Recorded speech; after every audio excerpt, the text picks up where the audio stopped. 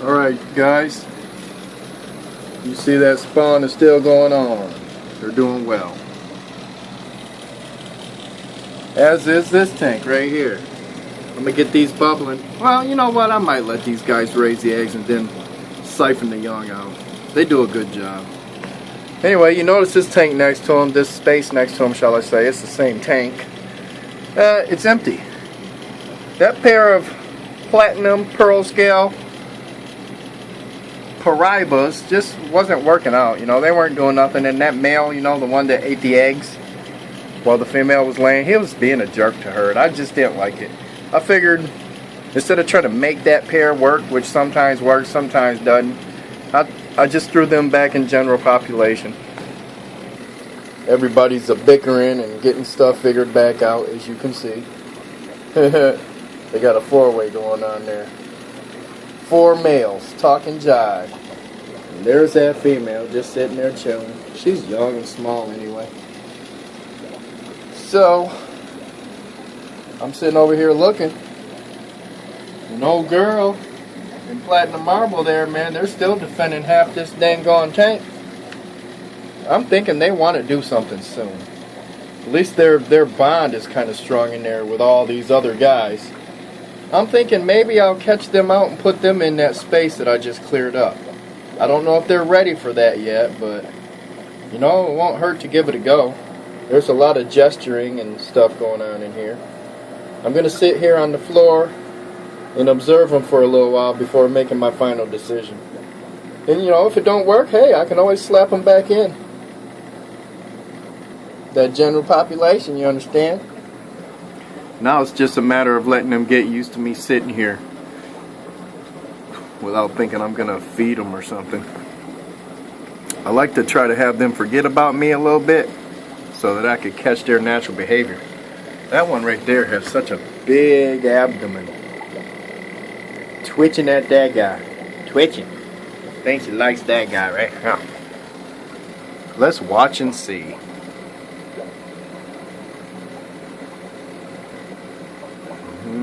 There's a little chasing going on. He's just sitting there watching. He's like, yeah, girl. You tell him what's up. You guys seeing all this action going on? Angelfish politics. Sorry for the glare, guys. Maybe I'll go buy some material. Some waterproof or resistant material. And make some little flaps to go over these openings, you know, where the lights are shining. Instead of making them wooden doors, I could make some wood ones with the hinges, like, you know, like that. Like this right here. Right here. Oh, let me chill. I'm messing up the vibe. Oh, I love how that guy looks right there. Beautiful. Nice looking fish. In my honest opinion. Look at that red eye. You can't see it as well as I, but there's a beautiful blue in the body with them sparkles and stuff. Got that glitter. I think that's what they call it. Snakeskin, glitter, something, I don't know. A lot of bickering going on. Let me zoom out, baby. I'm over here trembling like Don Knotts. Oh, she chased that sucker all the way over here. They're getting feisty. Everybody's wanting to breed lately. You see I got them eggs over there. Got more getting ready to happen. They are twitching. Doing the angelfish twitch. That's what I call it, the angelfish twitch. You can learn a lot by watching these characters. You see all these guys got them two right there. They got everybody over there. And everybody's over there jockeying. What do you think's going to happen when I take those two out? Get them in their own tank. We'll see who Big Daddy is. The new Big Daddy. The big guy on the block. Oh wow, they did a team effort. He and she. She and he. Chased them mugs over there with some glee. Yeah, you listening to that guy Crazy T. In the place to be. Hey, those two are wonderful. He's like, hey man, I'm not like that. I told you that once before. I need me a girl. Alright, man, I think I'm going to catch them out of there and get them in their own tank. It's apparent, don't you think? We'll see how they do next to those white gold marble ghosts. They'll probably be a twitching and all that. Probably take a little while for them to get used to their new quarters, but once they do, it should be on and popping. You think I should put them next to those gold marbles? Or maybe I should put them in there or there? And then with them jokers. These guys already have the tank, but I think I'm going to just run with what I already have set up. You know what I'm saying? Them guys down there look like they ready to get busy again. It's an orgy of excitement. Nah, it ain't no orgy going on around here, boy. They straight monogamous, you understand? Whoa, she chased them all the way. Alright, y'all, I think I'm about to go get the net. I gotta keep my eye on her, because, boy, I get them mixed up real quick. The love is there, guys. The love is there.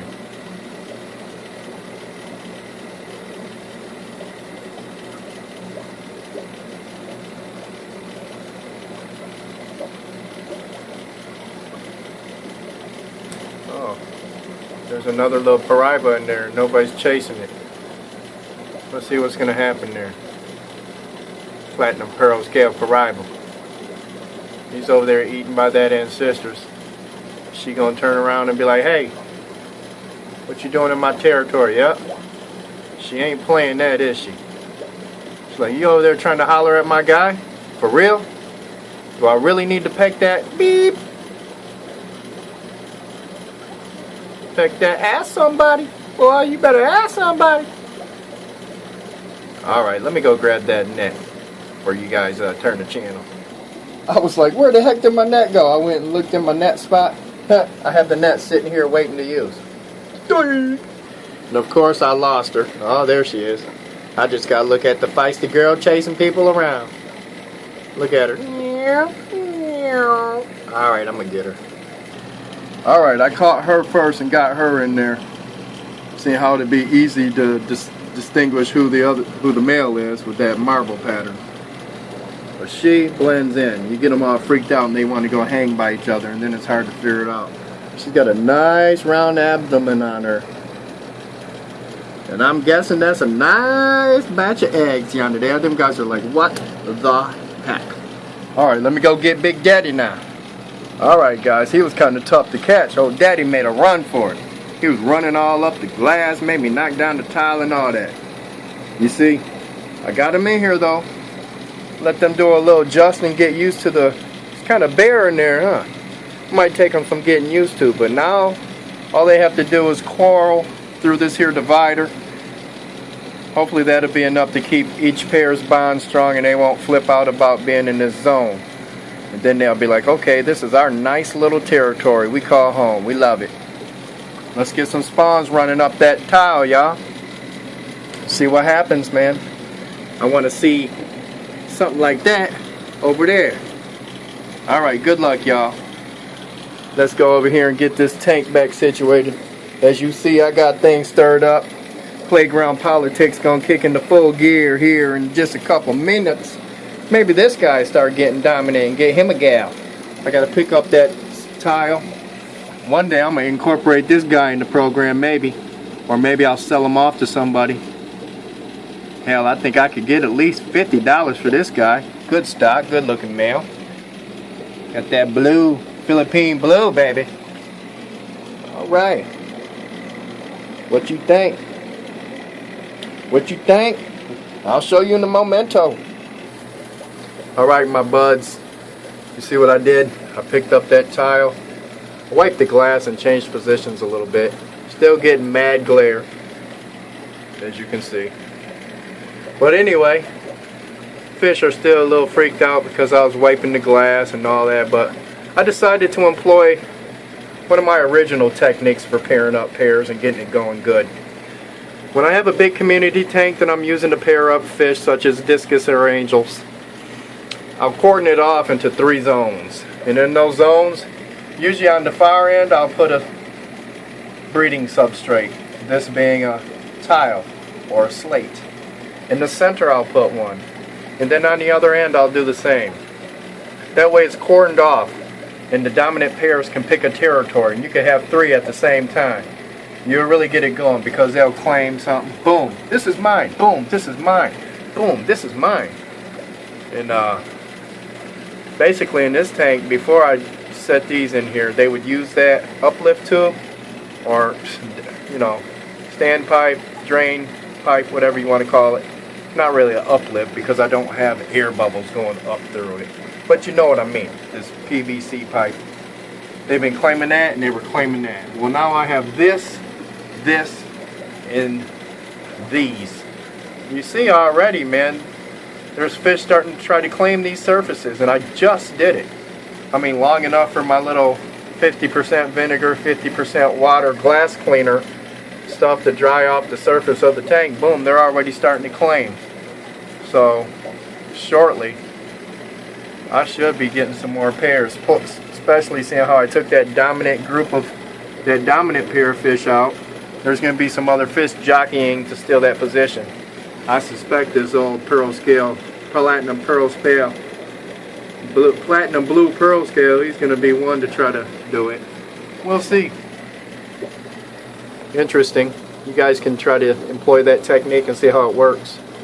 You get you like a 90 or a 130 gallon tank or whatever, you could get you a good dozen discus or angels in there, even more, you know, 12, 14, 16 in there, you know, you kind of cramp them in there, boom, you know, they're of that size, you keep water quality good, this and that, they're going to pick out the guys and girls they like, and then they're going to, you know, be like, hey, it's us against the world, I'm in love, oh my gosh, and then you can start taking the pairs. You guys like watching this body language?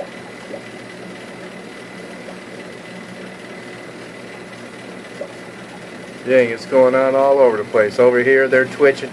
Over there, they're twitching. By golly. They twitching like Smokey on Friday. You remember that? Oh, Smokey was tripping, boy. He was mad. He was mad at them guys, man. They had him in old Debo's pigeon coop, twitching. You guys remember that? What bite? My bite. My bite, punk. That's my bite. Yeah, what chain? My grandmama gave me that chain. That's my time. That's what they're going to be saying. They're going to be like, that's my time. You better back up. Before I had to act up. Somebody just might get smacked up. Ha ha ha, that guy tired be having me cracking up. Alright guys, the next task will be to siphon all this crap out of here. Out of all these tanks, because what I'm going to do, like I told you earlier, I've got to adjust these ball valves so I can get that proper flow rate. So I'm going to drain, while I'm at it, siphon all that detritus, waste, and gunk and stuff out of there. Siphon it down a good bit.